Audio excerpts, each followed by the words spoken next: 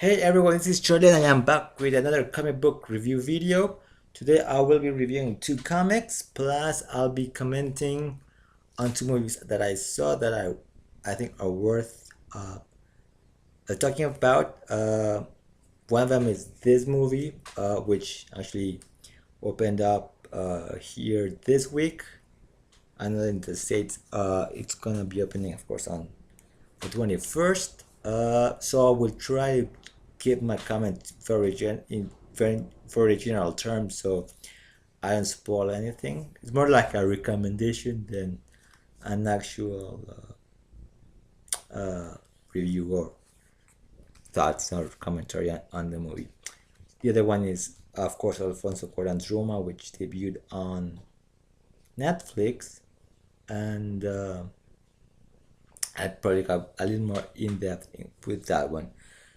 So, anyways, the comics I'll be talking about will be, of course, Supergirl number 25 and Superman number 6. So, with Supergirl number 25 being the 25th issue, we get, an extra sized comic. So, this is actually a 48-page comic book, 38 pages of story, 3 stories in them. And I think the stories that and this is like not what I expected, because it's different from what I remember being solicited 3 months ago. I mean, they did talk about one crypto story in here that was going to be tying on in with the main story, but that's not what we get. We get a different story. Anyways, so the main story picks up where the last issue left off. Kara had been brought to the remains of Krypton. Of course, the ship doesn't seem to protect her from the radiation, so she's sick, and so it's not until she gets into a spacesuit that the radiation is filtered out, at least most of it. She goes outside the ship to find out why she was brought to Krypton, but before she can get any answers, she faces up this this new villain called Splice, which seems to possess various sort of, I guess the name really says it all. She seems to have, because it's a her, to possess various abilities associated to various types of alien, of various aliens. So while Supergirl is fighting this creature, she is both trying to figure out what she is, and at the same time, as she's fighting, she's hallucinating things. So some things are like terrible, and other seem to provide perhaps answers to the mystery of Rebel Czar. One of the main things that she sort of seems to remember hallucinate is being in her father's lab and seeing this machine. If you recall, this machine showed up at the end in the Man of Steel miniseries, which was going to be used by Rebel Czar to blow up the Earth, apparently the same way he destroyed Krypton. We're told that Zor-El came up with this machine to stabilize planetary cores, and he then seems to remember seeing the papers, the plans for the actual machine. So now she's wondering what her father had to do with, in what way is her father involved in the with Rebel Czar. What his role is, if this is actually a memory, a mixed hallucination. The Earth have something to do with the destruction of Krypton. uh, I don't think so, but there's just so many questions that Supergirl has encountered in sort of like half answers,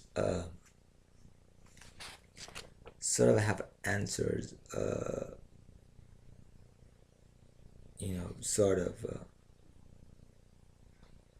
So yeah, so sorry, so she's wondering if that device that Roger was going to use back in Man of Steel number 6 to blow up the Earth, it was created by Zor-El, or was it?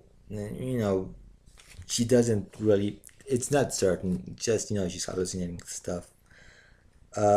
So we get some more hallucinations here. She even sort of starts seeing hallucinating Rogol Zar, and at some point, she just imagine fighting him, but so she's actually still fighting this Splice character, and at some point,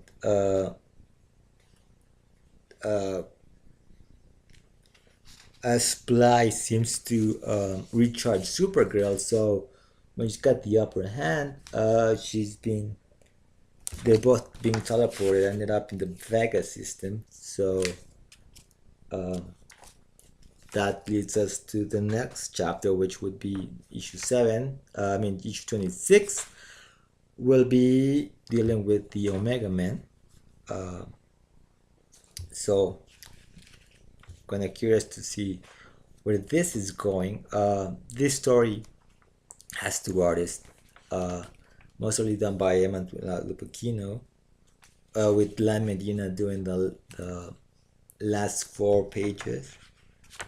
So you really don't. I didn't really notice that difference, but slightly.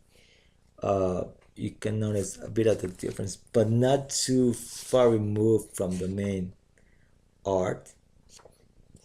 But yeah. But it's fine. It doesn't really. It's not too different that it sort of pulls me away from the story. So next is the first backup or story, or the second feature, featuring the Koluan companion that Supergirl met last issue, and it's with her in the ship, Xander Cole, which we know is a scientist who, and this story actually starts in some remote planet where he finds this really rare flower that was thought to be extinct, but ended up discovering that this remote place, it's almost forsaken place, was a Reptilian colony. But something happened, perhaps dealing with these very hostile natives who attack Xandar. Amberly escapes, but ends up being very excited because he found this long extinct flower, a new race, some artifact he also came across here. When he escaped, he fell into a ditch and fell into this and found this little weird artifact as well, and of course the Kryptonian colony.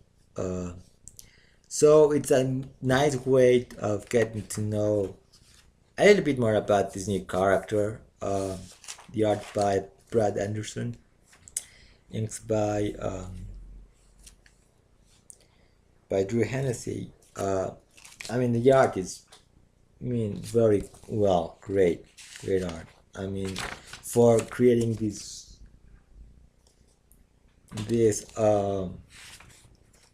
alien world, and of course, the design of this aliens as well. It's fantastic. When it comes to doing sort of this sort of sci-fi element to it, you will need a lot of imagination to create this fantastic worlds. Uh, Finally, we have a Christmas story, a holiday story from Dan Jorgens and Tom Dernick, uh, called The Blue Rods, which is a toy that Kara owned, sort of like a fluffy little creature. We can get a very shot at it. That brings comfort to children. Uh, See, here we go. This is a little toy here. Uh, that brings comfort to children. And so the story begins with Supergirl returning from a mission, helping out Ice with some really huge robot, but turns out this robot was a little messier than. So Supergirl helps out, destroys the robot, but it's full of some weird gunk, which is where we get the opening splash, for the credit page. She's pretty mad about it.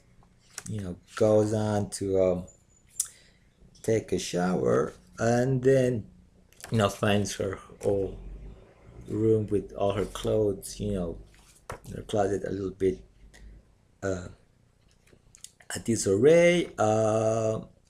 She's looking for something. When she's looking for this little toy, which the Danvers didn't know she had, and that's because she kind of felt a little embarrassed that she'd have this little toy, being 16. We learned that the Danvers, Eliza gave a lot of her clothes to charity, to the Midvale Orphanage, which is a nice callback to the to Silver Age Supergirl. So Jeremiah tells Supergirl that maybe she should, go to the orphanage, look for the box, and get her little toy. It wouldn't really hurt because it was very important to her, because it's the only thing she's got left from Krypton and from her mother. So she goes thinking she's not getting caught, but she does. The children find her. She finds that the toy was found and was given to this little orphan girl who recently lost her family. And the more she starts the toy, gets a little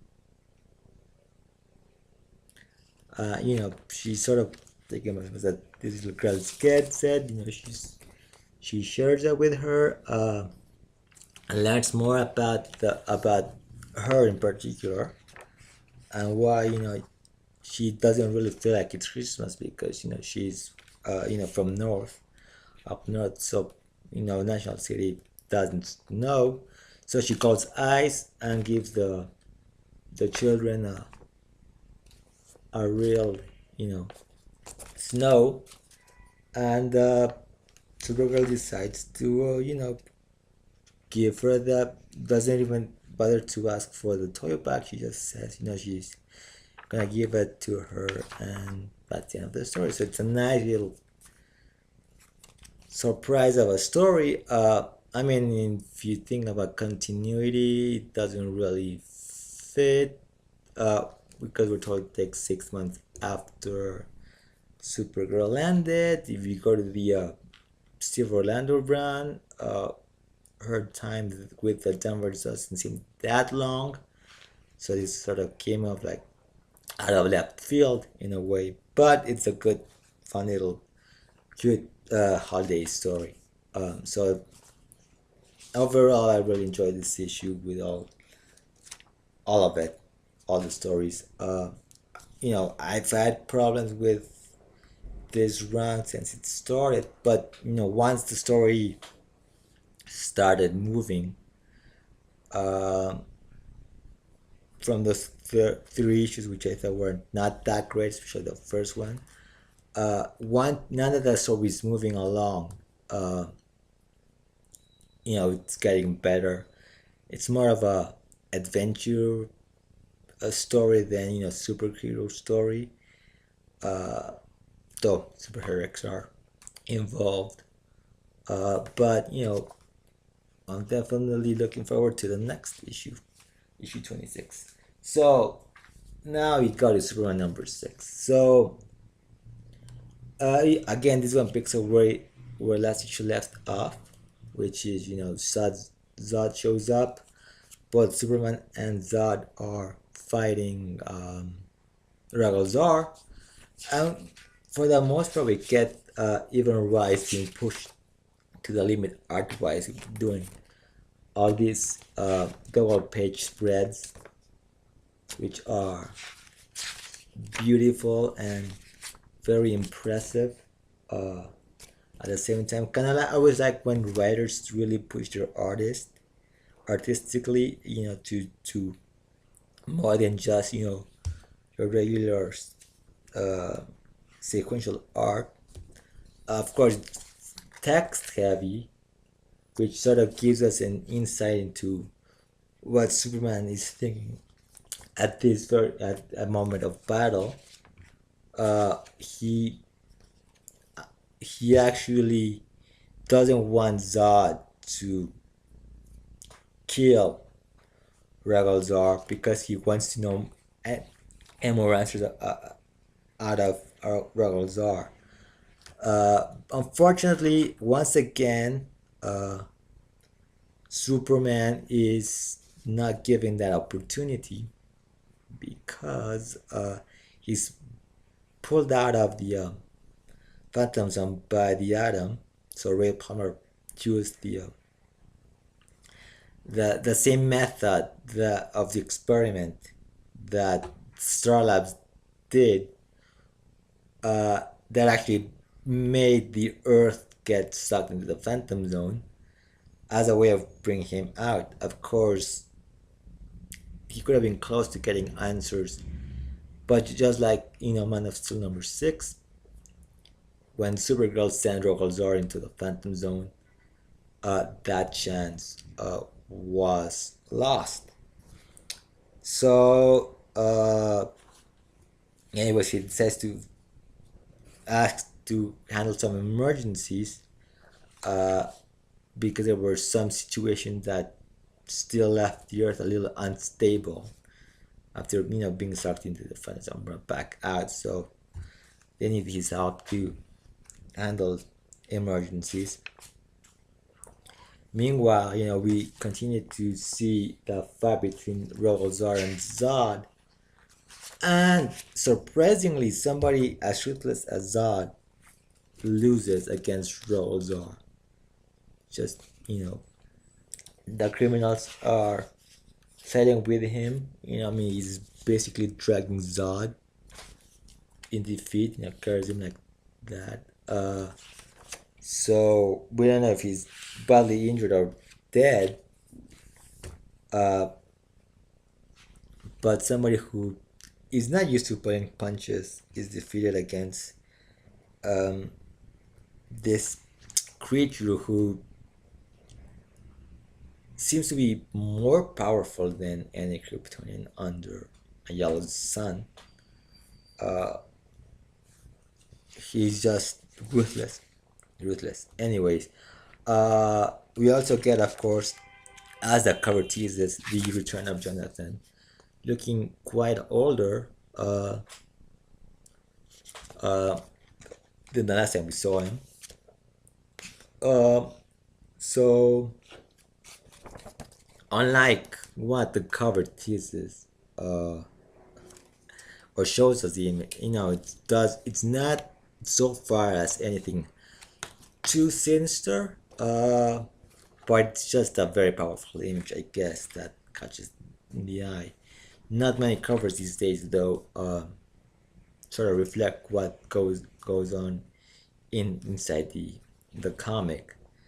Uh, so it was a good issue. Uh,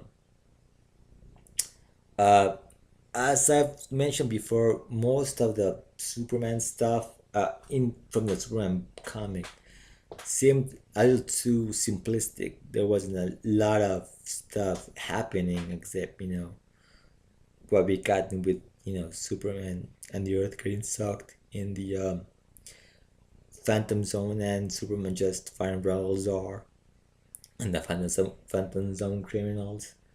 Uh, and that was pretty much it. Unlike Action, where Action Comic has a lot of stuff, going on, many mysteries. Now this book gets another mystery finally, and which is what happened to John. But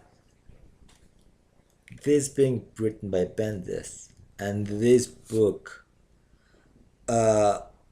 being one of the two main Superman books, in the overall picture, what happens here is not reflected in action.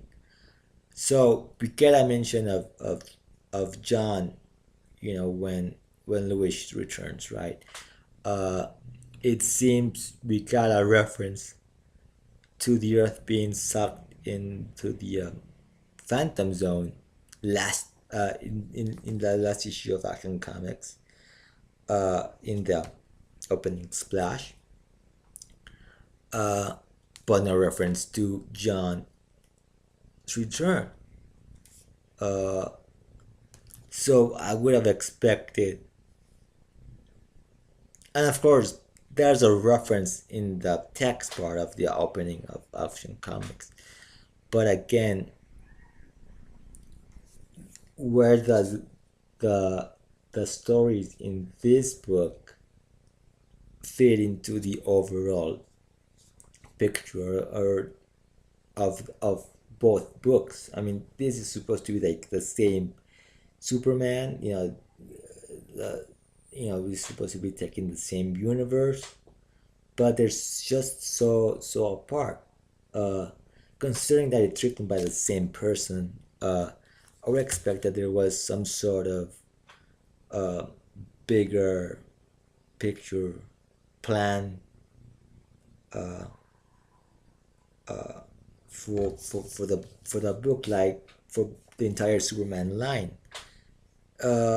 Unlike when you have two different writers writing two different books, where each writer tells its own stories, it's the same writer. I would imagine he had some sort of idea of how the whole thing works. So, for somebody who reads both books, most of the events of this series sort of feel apart from what I would imagine the whole Superman line would feel like. Like Supergirl. So Supergirl is its own thing, but and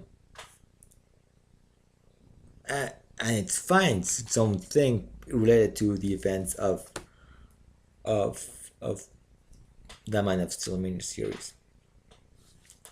Both Action and Superman are also coming out of the Man of Steel miniseries, but they've gone so far apart from each telling its own story, but somehow not feeling like they don't like what. So when does the stuff in Action Comics happen in Superman, and where does the stuff in Superman happen in Action Comics? I would expect it that it would be much more coordinated with the whole thing. Being said, with that being said, though, if you don't follow either book, if you don't follow Action Comics, but you buy Superman, you get your own little story. If you don't buy Superman, but you buy Action Comics, You get your own little story arc there, and so they can be enjoyed independently from each other. And you don't feel like buying, both books. But if you buy both books, it sort of gets, you know, trying to figure out where each issue and where each story fits in the entirety of in continuity, I guess. So which what is what I'm trying to say. But it's still a good story. It was a much better story, I think. The art really elevated uh, the whole thing. So those are the comics. Uh, so quick recommendations. So Aquaman. Like I said, it opened up this week in Mexico. There was a showing on Wednesday, late Wednesday night. I guess because it was a sort of holiday, the 12th is sort of a religious holiday um, in Mexico, the day of the Virgin of Guadalupe. So not a lot of people go to work. I did a late night showing around 10. Uh, Officially it opened on Thursday. So I went on Thursday. And I was blown away by that movie. It's a really good movie. It's a different type of movie. It doesn't feel like a superhero movie. It doesn't have that. I don't know what you expect out of a superhero movie. It's very different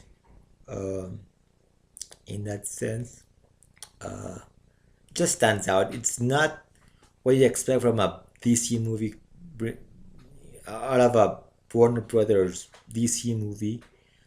Completely different. That it's brighter than the than Justice League or Man of Steel, even Wonder Woman. It stands very well on its own. Uh, it's fun, and it sort of combines various genres. You got action adventure. You've got some superheroing, some horror, romance. You got everything in this movie. Uh, Very accurate to its source material as well. It does most of the story does take elements from the comics. It even makes the most ridiculous elements associated to Aquaman actually work. Visually, it's stunning. They did a great job creating Atlantis, unlike anything I've ever seen. Uh, I don't even think it resembles anything from the comics when it comes to Atlantis. Uh, so it's a lot of world building that doesn't really necessarily spend too much time on that, but you get to see it in a very organic way. But it's a fun movie.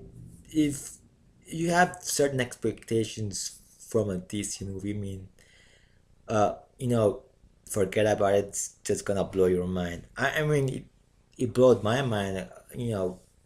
After seeing it, it's a very well made movie.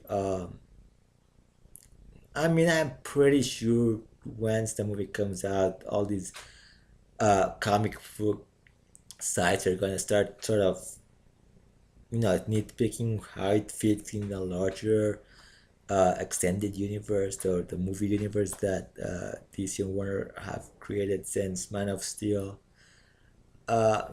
Forget it. I mean, they really wanted to do a good standalone movie, and if you kind of look into how everything else fits with like Justice League and whatever, there's some things that might not make much sense or give you any answers to how Aquaman's appearance in and Mira's appearance in the Justice League movie sort of jives with what's going on in the actual Aquaman movie.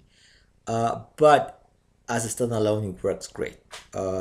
It works great because it introduces us to this whole world mythology. But again, I'm not gonna say anymore. I'll probably talk about it maybe next year, if not sooner, at the end of the year maybe. Once everybody's seen the movie, if it's in the movie, I don't really wanna.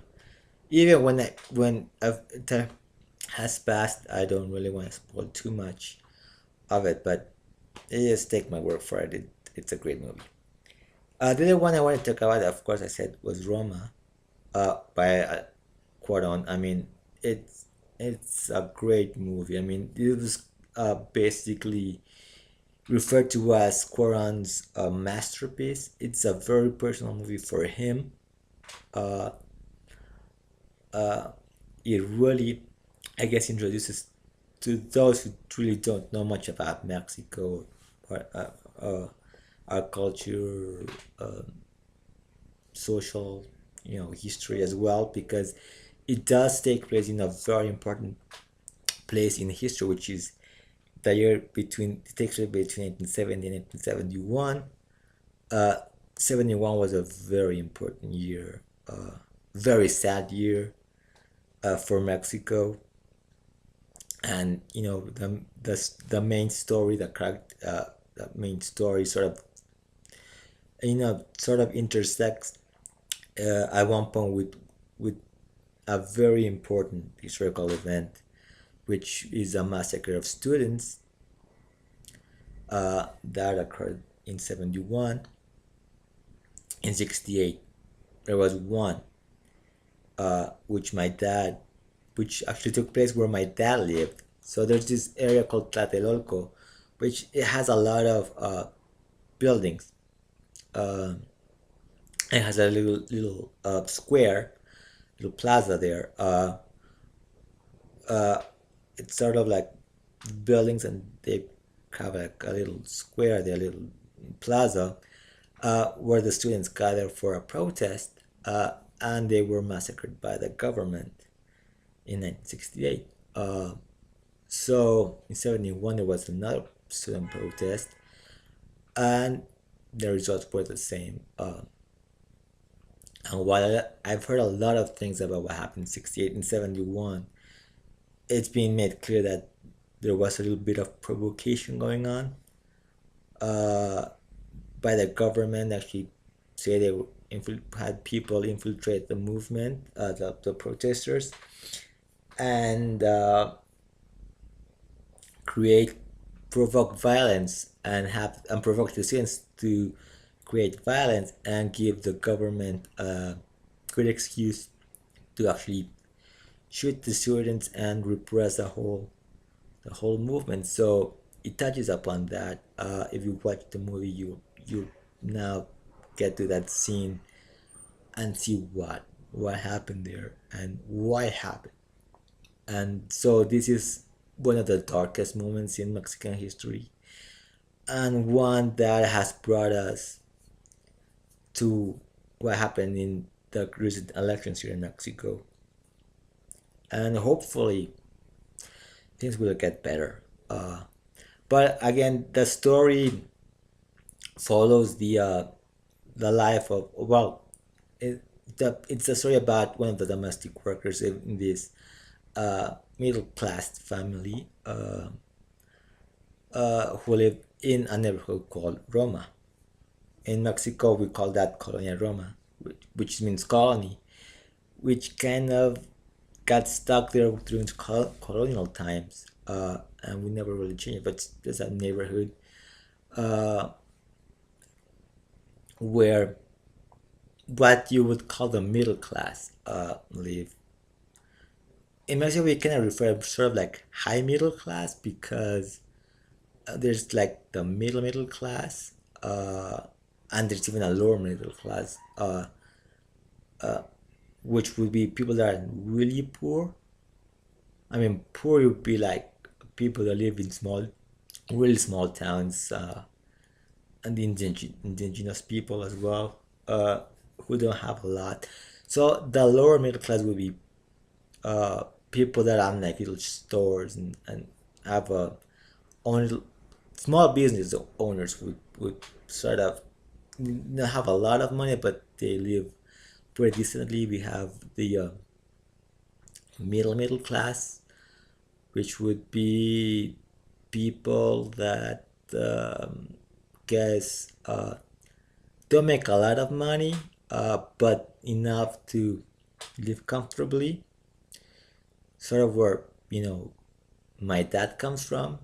Uh, they might actually have maybe government workers, people that don't make too much money, but enough to live a nice, comfortable, a nice life, right? And then you have that like the high middle class, which would be someone like me who actually lives very comfortably, really, you know, nice houses, nice television, cars, very comfortably, who can maybe afford some domestic help as well.